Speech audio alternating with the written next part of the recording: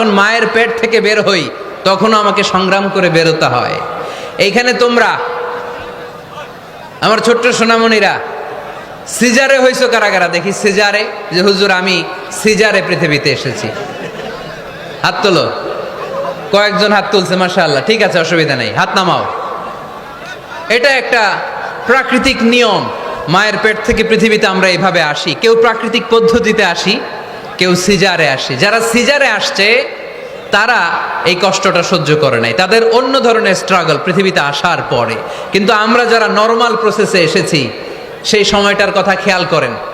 আমাদের দেহের সাইজ অনেক বড়, আমাদের ওজন অনেক বেশি, কিন্তু আমাদের মায়ের যেই অঙ্গটা দিয়ে আমরা পৃথিবীতে এসেছি ওই জায়গাটা বড় সরু।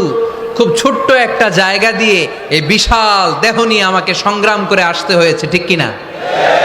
এবং এটা ল্যাবরেটরিক্যালি প্রুভড, সায়েন্টিফিক্যালি অ্যাটাস্টেড যে এটা একজন বাচ্চার জন্য, নবজাতক নিউ বর্ন বেবির জন্য খুবই স্বাস্থ্যকর, খুবই হেলদি। কারণ এই ছোট্ট জায়গাটা দিয়ে, মায়ের ওই ছোট্ট অঙ্গ দিয়ে আমরা যে পৃথিবীতে আসি, আমাদেরকে একটা চাপ সহ্য করতে হয়। ওই চাপের কারণে আমার নাকের ভেতরে, কানের ভেতরে যে ধরনের দূষিত গ্লিসারিন আছে, পদার্থ আছে, এগুলো সব বের হয়ে যায়। আর এই প্রচন্ড চাপটা আমাদের দেহটাকে কর্ম সহিষ্ণু হয়ে গড়ে তুলতে সাহায্য করে। কোন সুবহানাল্লাহ। নিয়ে আসেন এখানে, নিয়ে আসেন শেষের দিকে। এফিডেভিট নাই, পরে হবে। তাহলে আপনারা দায়িত্ব নিয়ে এফিডেভিট করবেন, শুধু শাহাদা পড়বে আমার হাতে, ঠিক আছে, ফাইন। সেই দিন আমরা স্ট্রাগল করে পৃথিবীর বুকে এসেছিলাম। যেদিন মায়ের পেট থেকে যুদ্ধ করে আমাকে পৃথিবীতে আসতে হয়েছে, ওই দিন আমার কান ছিল? এখনকার মতো কানের শক্তি ছিল? এখন যে হাতে শক্তি, ওই শক্তি ছিল?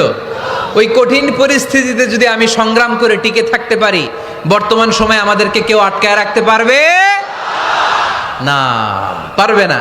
ইন্নাকা কাদিহুন ইলা রাব্বিকা কাদহান ফামুলাকি। আল্লাহ বললেন, ও বনি আদম, তোমাকে কষ্ট করতে করতে আমার কাছে আসতে হবে। আবার আল্লাহ বললেন, লাকাদ খালাকনাল ইনসানা ফি কাবাদ।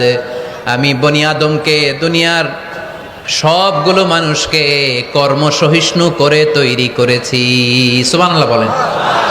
কর্মসহিষ্ণু। আমাদের এক একজন মানুষ যে আমরা কতটা কষ্ট আর ধৈর্য সহ্য করতে পারি আপনি কল্পনাও করতে পারবেন না। নর্মাল প্রসেসে আমাদের মা যেদিন আমাদেরকে ডেলিভারি দিয়েছিলেন, তখন আমাদের মা 57 ইউনিট প্লাস। সুস্থ মানুষ ব্যথা সহ্য করতে পারে 45 ইউনিট। কত ইউনিট? কিন্তু আমাদের মা যেদিন আমাদেরকে দুনিয়ার বুকে এনেছিলেন, সেদিন আমার মা, আপনার মা ব্যথা সহ্য করেছিল 57 ইউনিট প্লাস, 57 ইউনিটেরও বেশি। এই ব্যথাটা সাধারণ কোনো ব্যথা নয়। একটা অ্যাক্সিডেন্টে আপনার দেহের 20টা হাড় বা হাড্ডি ভেঙে গেলে যত ব্যথা, তার চেয়েও বেশি ব্যথা আমার মা সহ্য করেছিলেন। আমার মাকে ওই দিন এই ব্যথাগুলো সহ্য করার তৌফিক দিয়েছিলেন কে? তাহলে কি পরিমাণে কষ্ট সহিষ্ণুতা আর কর্ম সহিষ্ণুতা নিয়ে যে আমরা জন্মাই, আমাদের কোনো ধারণাই নাই। এজন্য আমি প্রায় বলি, ছেলে মেয়েদেরকে, সন্তানকে ননির পুতুল করে গড়ে তুলবেন না। ছেলে মেয়েদেরকে কষ্ট সহিষ্ণু করে গড়ে তোলেন। প্রতিকূল পরিবেশে কি করে নিজের অস্তিত্ব জানান দিতে হয়, এমন করে আমরা আমাদের মুসলমান সন্তানদেরকে গড়ে তুলবো। চিল্লায় বলেন ঠিক কি না? লাকাদ খালাকনাল ইনসানা ফি কাবাদ। আমি মানুষকে দুঃখ কষ্টের মধ্যে তৈরি করেছি। আসসালামু আলাইকুম।